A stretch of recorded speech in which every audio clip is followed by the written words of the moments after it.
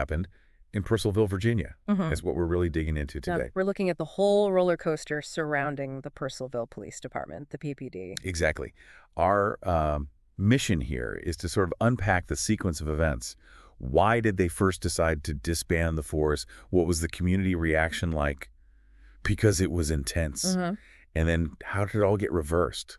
We've been looking at, news reports, town council meeting summaries, trying to piece it all together. And pull out the key takeaways. It seems like a local story, but it touches on bigger things, right? Community, governance. Definitely. Governance, law enforcement, public trust, all that stuff. Okay, so let's start at the beginning. The initial shock.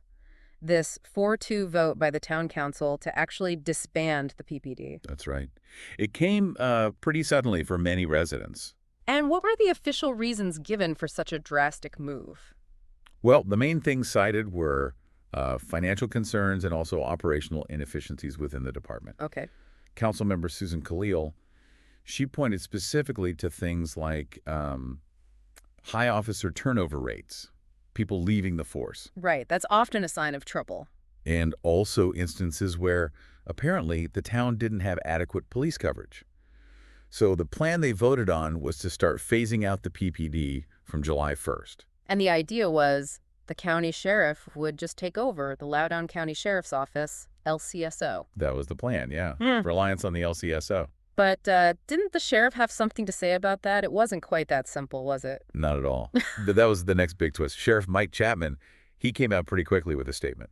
Saying what? Basically saying his office hadn't actually been consulted before the vote happened, which is, well, surprising. Yeah, you'd think that's step one. Right. And more than that, he asserted that the town council doesn't actually have the jurisdiction, the authority to impose conditions on his office, the LCSO. So they couldn't just say, okay, sheriff, you're taking over on our terms. Precisely. It immediately threw the whole feasibility into question. Like, how is this transition supposed to work if the other side wasn't even properly looped in? Okay, so the council votes, the sheriff pushes back. What about the people actually living in Purcellville? How did they react? Oh, the reaction was, say, significant. Huge public outcry. I can imagine. Town hall meetings were apparently jammed, packed. People couldn't even get in, standing outside. Wow. And what were they saying? What were the main worries? Overwhelmingly, it was about safety. People were worried about slower response times if they only had the county sheriff covering the area. Makes sense. A dedicated town force probably feels closer, more responsive. Exactly. And they talked about losing that community-oriented policing feel. They really valued their local PPD, felt it was like part of why Purcellville is seen as such a safe town. So they were making a strong case for keeping it. A very strong case. Yeah. It wasn't just abstract. They felt the PPD played a direct role in their quality of life and safety. And did that actually work? Did the council listen? It seems it did.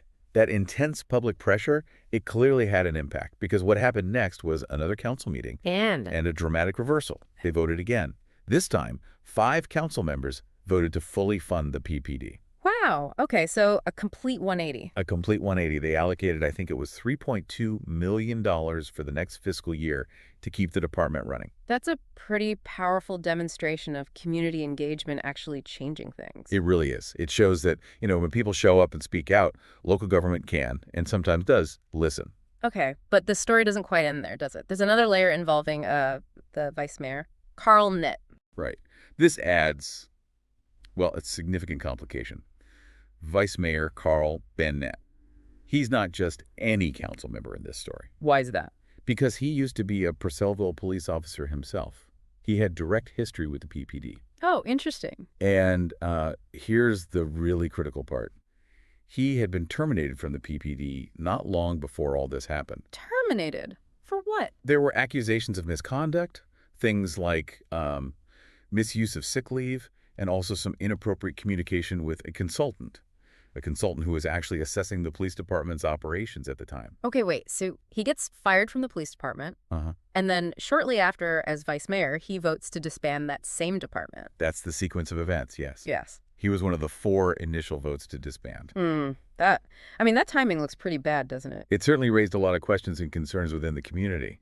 People were worried about a potential conflict of interest, obviously. Yeah, potential retaliation. That was the word being used, yeah, retaliation. And it got serious enough that the Virginia State Police actually launched a criminal investigation into his actions. A criminal investigation Yeah. into the vice mayor. Yes.